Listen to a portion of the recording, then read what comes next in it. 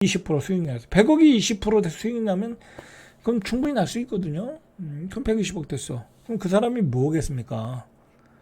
결국 송파 가서 아들 집 하나 사주는 거예요. 그죠? 100억이 20억 되는 건 어렵지 않거든요. 그죠? 어렵지 않거든요. 물론 이제 10억이 20억 되는 건 어려워도 어쨌든 큰 자산을 굴리는 사람은 수익률이 적어도 수익률이 낮아도 큰 돈이 들어온다. 그러면 그것 가지고 더 안전 자산을 찾아가더라. 안전 자산을 찾아가더라. 그래서 자산을 늘리고 있다. 자산의 어떤 늘어나는 속도에서 차이가 나고 있다. 여러분들 그거를 좀 아셔야 돼. 그걸 모르고 내립다 뭐 부동산 폭락한다 뭐 어쩌고 저쩌고 떠들면은 앞뒤가 안 맞는 이 상황 파악을 못 하고 있는 거야. 여러분들 제가 뭐 전국에 있는 집값이 올라간다는 소리 안 하잖아요. 그죠? 지방의 집값은 힘들다. 수도권 외곽도 힘들다. 외곽도 힘들다. 수도권의 좋은 지역과 서울의 좋은 지역과 또는 서울에 있는 지역 집값은 중장기적으로 보면 떨어지기가 어려운 상황으로 가고 있다. 그죠? 떨어지고. 왜냐면 전세 수요 받쳐주지. 그리고 이 대한민국의 잘못된 정책으로 모든 젊은이들이 서울로 가고 있지. 여러분들 한 가지만 제가 더 이야기하고 마무리를 할까요? 네, 시간이 자꾸 길어지니까 뭐 조금 더 보고 마무리할게요. 여러분들 왜 서울의 고급지 주택들이 올라가냐면 아주 간단한 설명이에요, 여러분들. 근데 이거 하나만으로도 얘기는 끝난 거야, 사실은. 자, 예를 들어 강남에요. 반포에 아파트를 한 30년 전에 산 거야. 거기 우리 옛날에 교수님들이 많이 살았거든요. 교수님들한테 분양을 많이 해줬나 봐. 저도 막 대학원 수업 받으러 막 교수님 집 가고 그럴 때 반포에 가고 그랬는데 자, 그 양반이 나이가 한 80이야. 뭐 그 양반이 반포에서 다른 데로 이사 갔겠습니까? 안 이사 가요. 안 이사 가. 그냥 재건축돼서 아콜로 리버파크에 사는 거야. 자, 그러면 그 자녀가 이제 제 나이 때보다는 좀 덜하겠죠. 한 50대 됐겠다. 그죠? 뭐 예를 들어 50대 됐어. 그럼 그 자녀가 어디 살았겠어요? 또 강남에 사는 거야. 그죠? 그렇게 되는 거예요. 그 다음에 50대 자녀는 또 사줘야 돼. 걔는 또 어디 살아야 돼? 강남에 살아야 되는 거예요. 반포에 살아야 되는 거예요. 3대가 반포 살아야 되는 거야. 그죠? 자, 3대가 반포 살아도 반포의 수요를 강남의 공급 수요를 감당 못 하는데 예? 일단 한 가족이 분화가 돼서 그것도 감당이 안 되는데 어유 돈 많이 버는 애들이 자꾸 강남으로 들어오겠다나? 그죠? 돈 많은 애들이 자꾸 강남으로 들어오겠대. 돈 떼돈 버는 애들 많잖아요. 뭐 코인에서 버는 애들 뭐 요즘 젊은 애들 무서워요, 여러분들. 코인 트레이딩 해가지고 뭐 70억, 80억 벌었다 그런 애들 생각보다 많아요. 그럼 걔들이 실제로 나오잖아요. 한남동 가서 내가 뭐 대출 없이 다 샀다 뭐 그런 애들 나오잖아요. 그런 애들이 들어오잖아요. 눈에 보이잖아. 강남을 사는 거예요, 여러분들. 그죠? 자, 거기다가 또 이 와이프랑 나랑 대기업 다니니까 연봉이 2억대. 그리고 아버지가 좀 도와줬어. 그러다가 대출을 이빠이 받아서 연끌해서 또 강남 사고. 그렇게 강남 사고. 그리고 또 부모님이 그냥 지방의 자산가야. 그러니까 야, 지방에 땅 팔아서 서울에다 또 사주고. 우리 때도 있었는데 예? 우리 때도 돈 많은 애들은 강남 샀고요. 뭐 저희 친구들 같이 그냥 평범한 애들은 그냥 일기신도시 사주고 그랬어요. 예, 그렇게 해서 다 샀어요. 그건 소수지. 뭐 그렇게 얘기할 수 있죠? 그렇지 않아요. 생각보다 많고요. 그리고 그 정도 수요가 받쳐주는 거예요. 그 정도 수요가 이 적정 수요가 된 거예요. 자, 뭐 코인. 자, 그렇게 해서 들어오죠. 그 다음에 뭐 이것저것 갭 투자해서 막 똘똘한 채로 또 들어오죠. 거기다가 지역 소멸돼서 이제 더 이상 지방 부동산은 안 되겠다 해서 물밀듯이 또 들어오죠. 이게 안 올라가겠습니까? 이런 기회 현상을 여러분들이 이해를 하셔야 된다는 거예요. 이런 기회 현상이 대한민국에서 벌어지고 있다. 그래서 제가 얘기하는 게 뭐예요? 서울은 이제 비워야 된다. 그죠? 포화 상태다. 이거는요, 저뿐만이 아니라 이 대한민국의 유명한 인플루언서들도 다 이 상황을 이해를 하고 서울은 이제 좀 그만 좀 들어와라. 저분 나가줘라. 정치하는 놈들 세종으로 다 가. 그죠? 행정수도 옮겨. 그죠? 그렇게 해서 좀 다른 메가시티도 만들고 뭐 그렇게 어차피 기업은 안 갈 거 아니야. 기업은 안 가요. 절대로 안 가. 서울에서 가는 순간 기업은 죽는 거예요. 왜냐면 인재를 못 뽑는데 안 그래도 인재가 귀한데. 그러니까 행정수도만이라도 옮겨라. 그거 지금 여야가 다 합의하고 그 속도의 문제지 추진하고 있는 거잖아요. 뭐 그러니까 세종의 행정수도론이 좀 과거보다는 좀 탄력을 받고 뭐 그래 뭐 시간은 좀 걸리겠지만 될 거야 하는 가정하에 요즘 세종의 집값이 그나마 올라간 거잖아요. 그죠? 그나마 의심의 눈초리를 보면서 올라가고 있는 거잖아요. 물론 5월달은 거래가 잘 안 됐어요. 4월달에 거래가 되면서 한 5천이 올랐고 그 다음에 호가가 또 5천 올리니까 사겠습니까?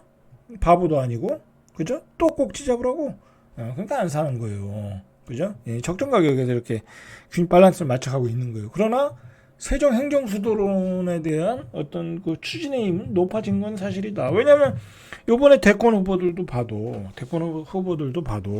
전부 다 뭐 김문수 후보도 그렇다고 하더라고요. 그 굉장히 고지식한 분인데도 그분도 굉장히 행정수도에 대해서는 찬성이야. 다 찬성해요. 그죠? 왜냐하면 그들도 아는 거야. 그죠? 왜? 여기에 너무 몰려있다간 이건 대형 재난이 일어날 수 있다. 집값 폭등의 재난. 그죠? 집값 폭등이 뻔히 보이잖아요. 이게 안 보인다고 하면 자신의 눈을 가린 거예요, 여러분들. 제 방송에도 폭락론을 주장하시고 뭐 그런 집값 오르면 안 된다 뭐 그렇게 주장을 하시는 분들이 있지만 그거는 본인의 사상이야. 본인의 철학이고. 근데 현실은 안 그렇다라는 거야, 여러분들.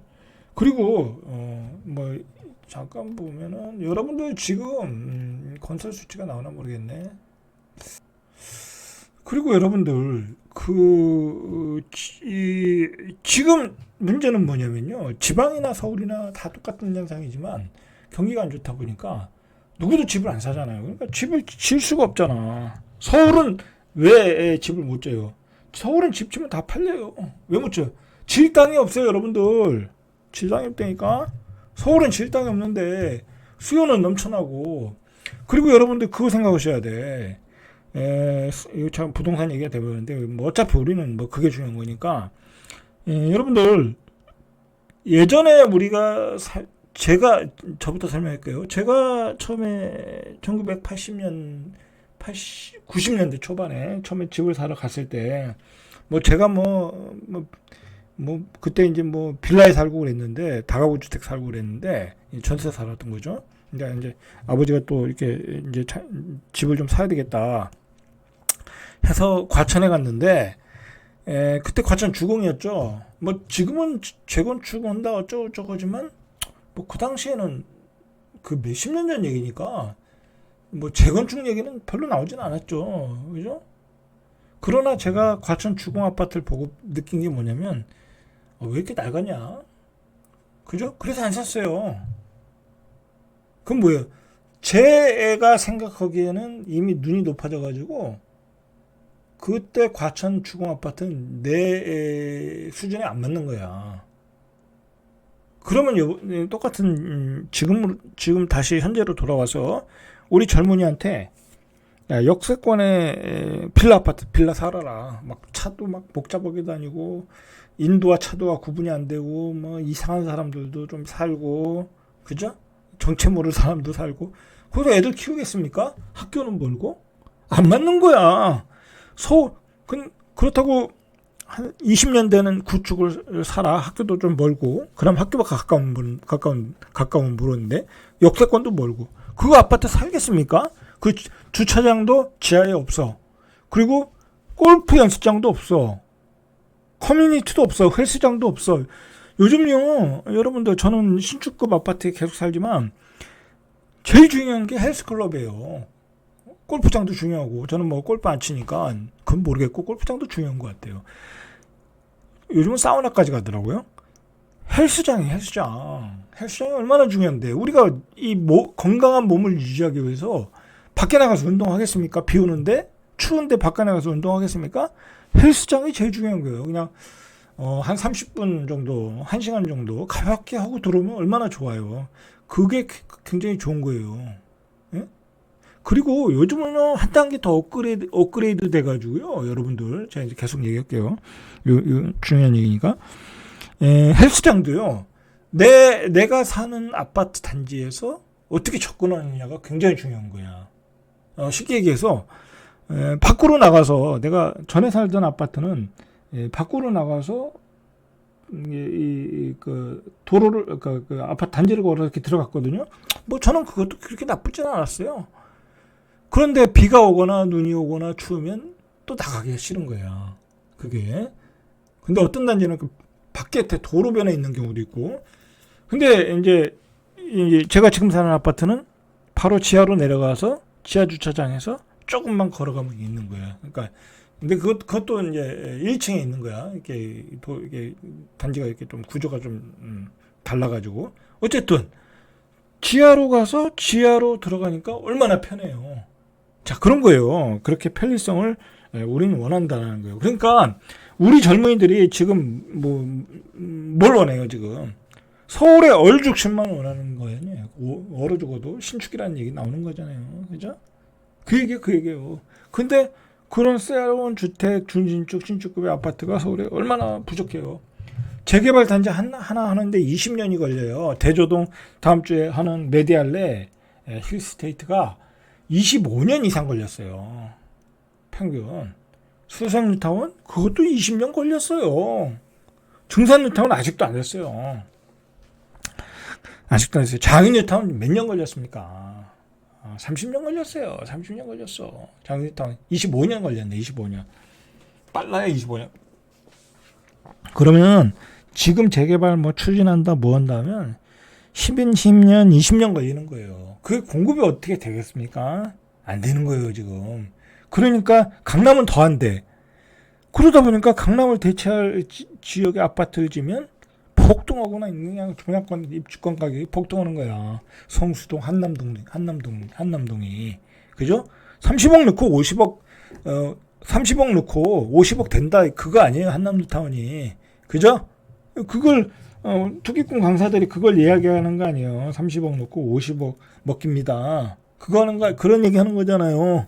어쨌든 그게 중요한 게 아니라 부자들은 새로운 주택이 필요하잖아요. 한남뉴타운. 응? 저는 거기서 중학교 다녔기 때문에 거기가 좋은지를 모르겠어요. 정말 고바위에 맨날 못 사는 사람들만 봐가지고 모르겠어요. 근데 좋다고 하니까. 자, 어쨌든 그렇습니다. 자, 그런 분위기가 지금 그런 분위기의 흐름이 있다. 거기다가 우리 정치인들은 지역균형 발전을 전혀 하지 않고 있다. 전제하고 있다. 하루아침에도 지네들 대통령 후보를 밤사이에 바꿔치는 세상인데 그런 몰상식한 사람들이 우리가 어떻게 믿고 정치를 맡기겠어요. 여당이든 야당이든 똑같아요. 제가 보기엔 우리 정치인들 수준이 떨어져가지고.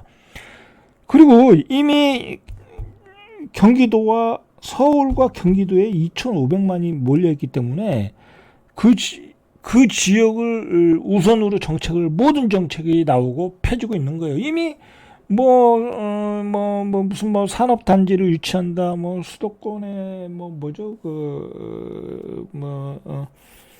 공작물 좀 제한한다, 그런 것들이 다 무색해졌잖아요. 이미 경기도에 다 몰려 있고, 하이닉스도 용인으로 가고, 그렇죠. 뭐 그래서 동탄이라는 도시도 탄생한 거 아니에요? 경기도가 그래서 확장한 거 아니에요? 이미 서울 수도 지방은 다 그냥 몰락하고 있는 거예요. 몰락의 속도를 가속화시키고 있는 거야. 자, 이렇게 되면 어떻게 되겠어요? 대한민국은 패망하는 거예요, 여러분들. 극단적으로 표현하면. 그죠? 서울에 다 몰려있다는 거는 굉장히 위험한 거예요. 서울 수도권에 몰려있다는 건 어떤 위험이 발생했을 때, 뭐, 지진이 일어날 수도 있고, 전쟁이 일어날 수도 있고, 뭐, 코비드 같은 전염병이 일어날 수도 있고, 그러면 다 몰려있다는 건 굉장히 위험한 거예요, 사실. 분산을 시켜줄 필요가 있는 거예요. 최소한의 노력을 통해서. 자, 얘기가 너무 길었습니다. 자, 이런 상황을 좀 여러분들이 이해를 하셔라. 제가 누누이 강조드려요. 여러분들이 경제가 안 좋으니까 폭망해야 된다.